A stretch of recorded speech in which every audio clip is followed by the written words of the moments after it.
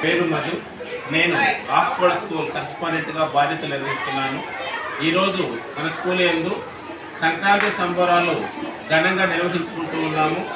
ఈ సంక్రాంతి సంబరాలు నిర్వహించుకునేందుకు ముఖ్య ఉద్దేశం పిల్లలకు ఈ సాంప్రదాయ పండుగల గురించి తెలియాలి, తెలుసుకోవాలనే సంకల్పంతో భోగి, మకర సంక్రాంతి, కనుమ 3 పండుగల గురించి వాటి యొక్క విశిష్టతల గురించి తెలియజేస్తున్నాము.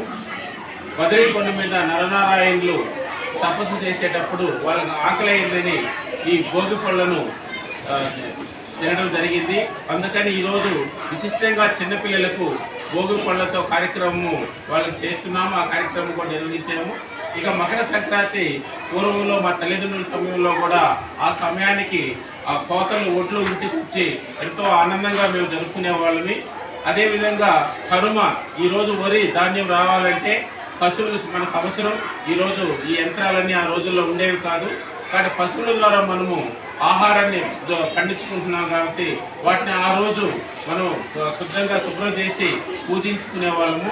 ఈ విధంగా ఈ పండుగల గురించి నేటి తరం వాళ్ళకు ఖచ్చితంగా తెలియాలనే ఉద్దేశంతో ఈ 3 పండుగలు మనం జరుపుకుంటూ ఉన్నాము. అదేవిధంగా కుల మత ప్రాంతాలు లేకుండా ప్రతి ఫెస్టివల్లో కూడా క్రిస్మస్ కానీ, రంజాన్ కానీ, ఇలాంటి సంక్రాంతి పండుగలు కానీ అన్నీ కూడా మన స్కూల్లో యథాతథంగా జరుపుకోవటం ఆనవాయితీ. అదేవిధంగా మీరందరూ కూడా, టీచర్లు అందరూ కూడా సహకరించినందుకు ప్రతి ఒక్కరికి పేరు పేరున ధన్యవాదాలు తెలియజేస్తున్నాను.